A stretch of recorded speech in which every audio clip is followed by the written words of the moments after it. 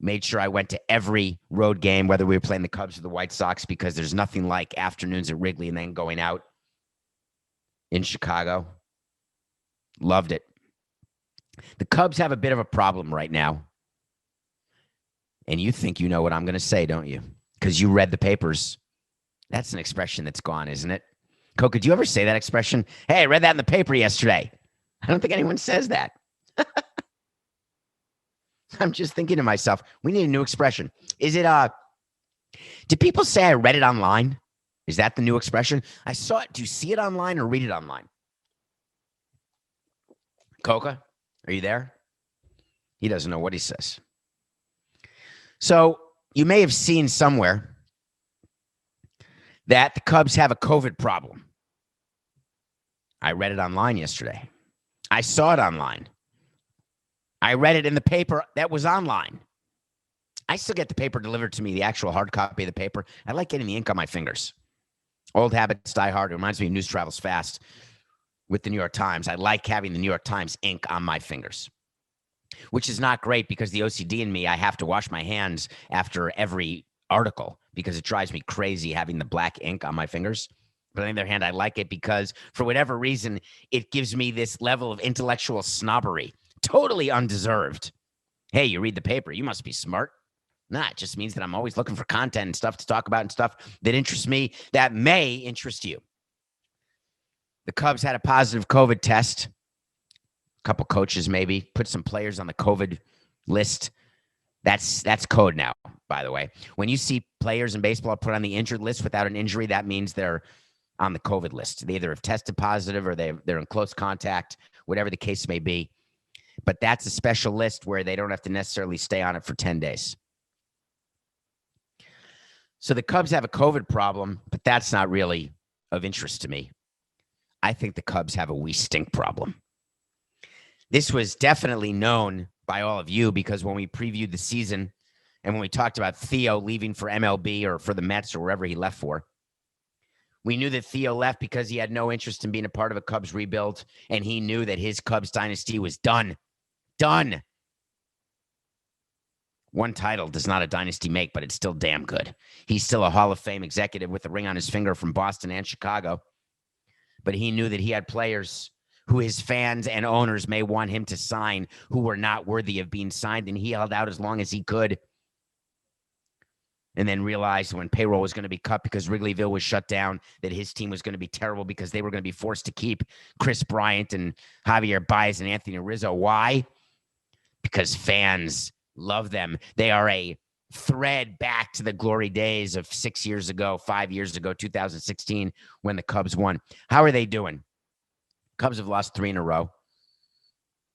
They have the worst batting average in all of baseball.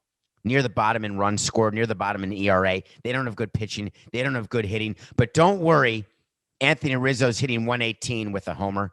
Javi Baez is hitting 243, which may be best on the team, behind Chris Bryant hitting 265. Chris Bryant, the former MVP, who Scott Boras wants to get $25 million a year. Chris Bryant isn't worth $10 million a year, except he's going to have to get in the free agent market by someone desperate. It's not going to be the Cubs. We already did a wait to see on that. What happens when you know your team is going to be bad and then it's bad? Is it more frustrating? Is it less frustrating? Here's a little spoiler alert for those who want to be a Major League Baseball executive. It's worse. Because when you know your team is bad, you go into a season tied at 0-0 in first place, tied for last place, and you say, you know what, if this happens and that happens, and then the other thing happens, and then the fourth thing happens just a little. The fifth thing is we could win 82 games. And if you're going to win 82 games, then you only have to win an extra 6 games, and you're right there for a wild card. That is the game that we all play in our heads before a season starts. And how long into a season do we stop playing that game? Not until we're mathematically eliminated. Coca, I used to carry around a schedule, and it was called the Samson plan, where I would go through sometimes the entire season or sometimes just 20 game stretches at a time. And I would calculate what we'd have to do in each game, each series, in order to be in a position to be in the playoff hunt. So when our owner would say, are we going to be sellers or buyers at the deadline? I would actually say, well, we've got 30 games until we have to decide. And if we can go 18-12, we are going to be buyers. And here's how we go 18-12.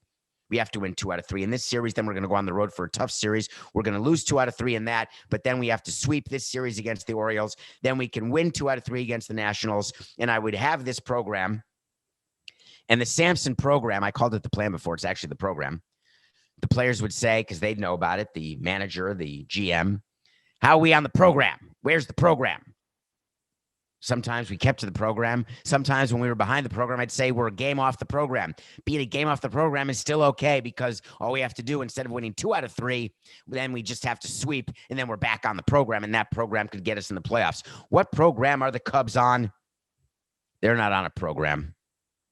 They're on a straight rebuild program where you know they're going to get rid of 2 of Bryant, Baez, and Rizzo, because you heard me say it in a wait to see.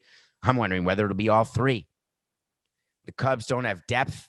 The Cubs don't have breadth. The Cubs don't have wins. The Cubs are in a division where they could be competitive, but they won't be. Cardinals and Brewers are better, at least. But don't worry, fans in Chicago, that your White Sox are not playing as well, that your Cubs are playing exactly the way they should be. You've got owners there who are doing everything they can to teach you that it's just business. This is nothing personal.